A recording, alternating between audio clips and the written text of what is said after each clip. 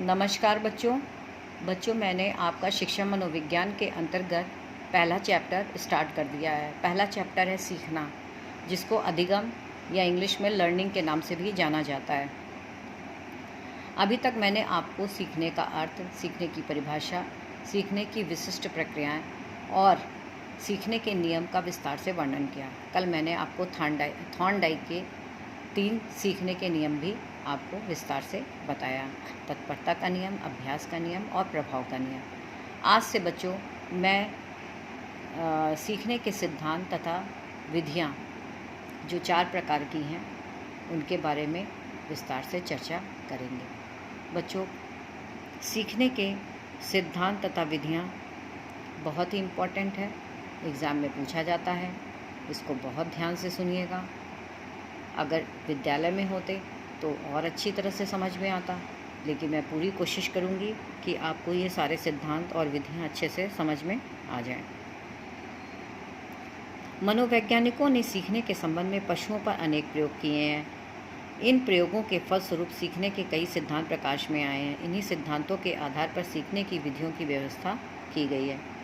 मनोवैज्ञानिक प्रयोगों द्वारा यह देखा गया है कि मानव, शिशु तथा पशुओं की सीखने की प्रक्रिया में बहुत कुछ समानता होती है। इन प्रयोगों पर आधारित सीखने के प्रमुख सिद्धांत निम्नलिखित हैं। पहला सिद्धांत है बच्चों अनुबंधन या संबंध प्रतिक्रिया का सिद्धांत, जिसे कंडीशनड रिस्पॉन्स थ्योरी के नाम से भी जाना जाता है।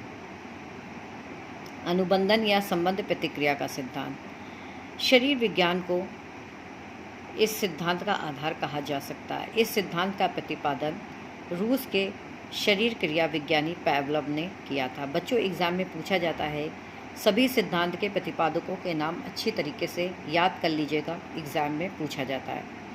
अनुबंधन या संबंध प्रतिक्रिया सिद्धांत के प्रतिपादक पावलोव हैं। कौन है? पावलोव। ये बच्चों लिखा हुआ है, पावलोव। प्रेरणा और मूल प्रवृत्तियों का अध्ययन करते समय हम देख चुके हैं कि वातावरण में किसी उत्तेजक या उद्दीपक के उपस्थित होने पर हम कोई अनुक्रिया अवश्य करते, कोई रिस्पॉन्स देते हैं। कहने का तात्पर्य यह है कि आंतरिक या बाह्य प्रेरणा के फलस्वरूप उत्तेजक और अनुक्रिया संबद्ध हो जाती है। इस प्रकार हम कह सकते हैं कि उत्तेजना और प्रतिक्रिया का संबंध होना ही सीखना है। यह एक उदाहरण से स्पष्ट हो जाता है। जैसे मैं आपको एक एग्जाम्पल देती हूँ। भोजन देखकर कुत्ते के मुंह से लार टपकता है। यहाँ भोजन एक स्वाभाविक उत्तेजक है और लार बहना एक स्वाभाविक प्रतिक्रिया है।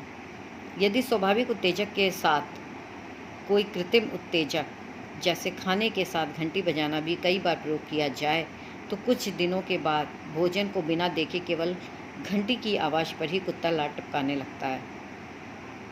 यहाँ पर कृत्रिम उत्तेजक के प्रति स्वाभाविक उत्तेजक के समान जो प्रतिक्रिया की गई उसे संबद्ध प्रतिक्रिया या कंडीशनड रिफ्लेक्स रिस्पॉन्स कहते हैं।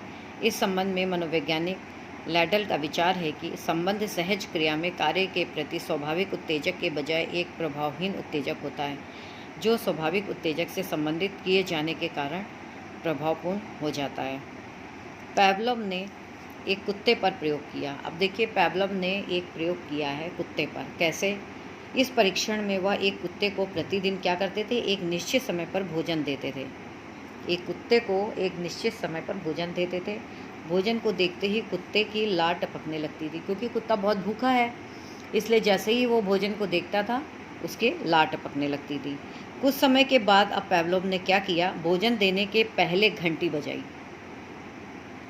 उन्होंने किसी कुत्ते को जो भूखा था उसको भोजन देने से पहले घंटी बजाई, उसके बाद भोजन दिया।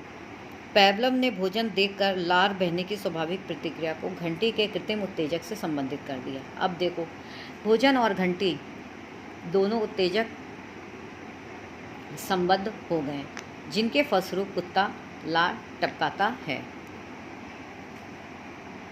इसके बाद उसने केवल घंटी बजाई और भोजन नहीं दिया। पहले बच्चों देखिए, एक कुत्ता है, वो भूखा है, उसको पावलोव ने पहले कुत्ते को भोजन दिया। भोजन देखते ही कुत्ते का लार टपकने लगा। लेकिन उसके बाद पावलोव ने क्या किया? भोजन देने से पहले घंटी बजा दी, उसके बाद भोजन दिया। कुत्ते का लार टपकने लगा। अब पावलोव ने क्या किया, भोजन और घंटी दोनों उत्तेजक संबंध हो गया। अब पावलोव ने बाद में क्या किया, उसने केवल घंटी बजाई। पावलोव ने केवल घंटी बजाई और भोजन नहीं दिया। घंटी की आवाज़ सुनते ही बिना भोजन देखे ही कुत्ते ने स्वाभाविक प्रतिक्रिया करनी शुरू कर दी, यानी लार टपकाना शुरू कर दिया। पहले पावलोव ने घंटी बजाई, फिर भोजन दिया, तो कुत्ते का लार भोजन को देखकर कुत्ते का लार टपकने लगा। बाद में पावलोव ने क्या किया, केवल घंटी बजाई और भोजन नहीं दिया। फिर भी घंटी बजते ही कुत्ते का जो है लार टपकना शुरू हो गया। तो इस प्रकार क्या हुआ कि घंटी की आवाज़ सुनते ही बिना भोजन देखे कुत्ते ने स्वाभाविक प्रतिक्रिया यानी लार टपकाना शुरू कर दिया। यहाँ घंटी बजना कृत्रिम उत्तेजक हो गया और लार टपकना स्वाभाविक प्रतिक्रिया में परस्पर संबंध स्थापित हो गया।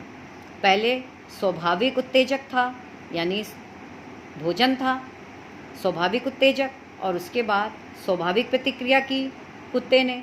अब पावलोव ने केवल कृत्रिम उत्तेजक दिया यानी केवल घंटी बजाई और कुत्ते ने लार टपकाना यानी स्वाभाविक प्रतिक्रिया शुरू कर दिया, यानी दोनों के बीच संबंध स्थापित हो गया। अतः हम ये कह सकते हैं कि सीखना इसी प्रकार की प्रतिक्रिया के आधार पर होता है और सीखना एक प्रकार से उद्दीपक और प्रतिक्रिया का संबंध है। बच्चों, अगर एक बात आप ध्यान से देखें तो पावलोव के इस संबंध प्रत्यावर्तन के प्रयोग को निम्नलिखित ढंग से भी हम समझ सकते हैं। देखिए, पहले क्या है, अस्वाभाविक उत्तेजना यानी घंटी की आवाज़ और कान का उत्तेजित होना। फिर उसके बाद पहले घंटी बजाई, फिर उसके बाद भोजन दिया। जब भोजन दिया तो लार टपकने लगा।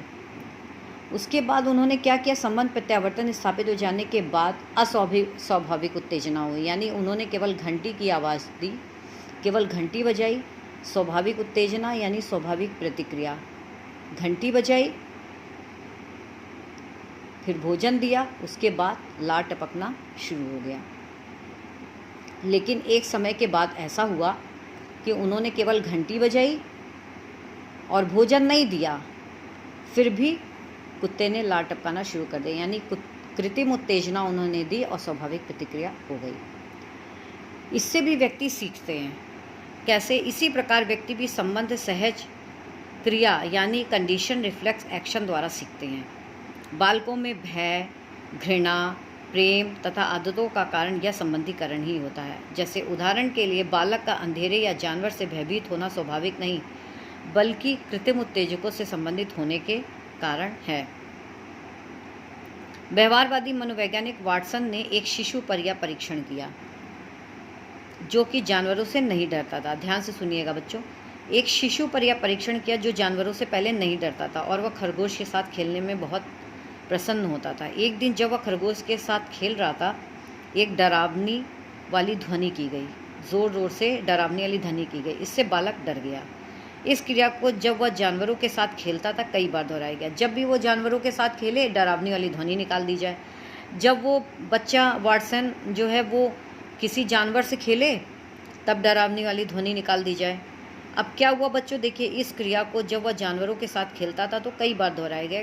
कुछ दिनों के बाद वह जानवरों को देखकर उस समय भी डरने लगा, जबकि डरावनी आवाज़ पैदा नहीं की जाती थी। सोचिए बच्चों कि पहले वो बच्चा खरगोश के साथ बहुत अच्छे से खेल रहा है और कोई डरावनी ध्वनि नहीं निकाली गई, लेकिन अब जब बच्चा किसी भी जानवर के साथ खेल रहा है और उसके बाद खेलते समय ही डरावनी ध्वनि निकाल दी जाने लगी, तो कुछ दिनों के बाद ऐसा होने लगा कि जब भी कोई जानवर उसके सामने रखा जाता था तो बिना डरावनी ध्वनि के ही वो जानवर से डरने लगता था। तो इस तरह से बच्चों संबंध प्रतिक्रिया द्वारा भी व्यक्ति सीखता है। बच्चों, शिक्षा में संबंध प्रतिक्रिया या अनुबंध प्रतिक्रिया सिद्धांत का बहुत महत्व है और ये बहुत उपयोगी है। व्यक्ति के सीखने का आरंभ संबंध प्रत्यावर्तन या प्रतिक्रिया द्वारा ही होता है। फर्स्ट नंबर पर इसका महत्व क्या है, देखिए, बालकों की शिक्षा में संबंधीकरण की क्रिया द्वारा अधिक लाभ उठाया जा सकता है। बाल्यावस्था में बहुत सी क्रियाएं किसी विशेष वस्तु से संबंध हो जाती हैं और बड़े होने पर भी वे रहती हैं। उदाहरण के लिए यदि बालक को किसी विशेष वस्तु या व्यक्ति के प्रति कारणवश अरुचि, घृणा या भय उत्पन्न हो जाता है तो बड़े होने पर भी बालक उस प्रकार की वस्तु या व्यक्ति के प्रति उसी प्रकार की प्रतिक्रिया करता है।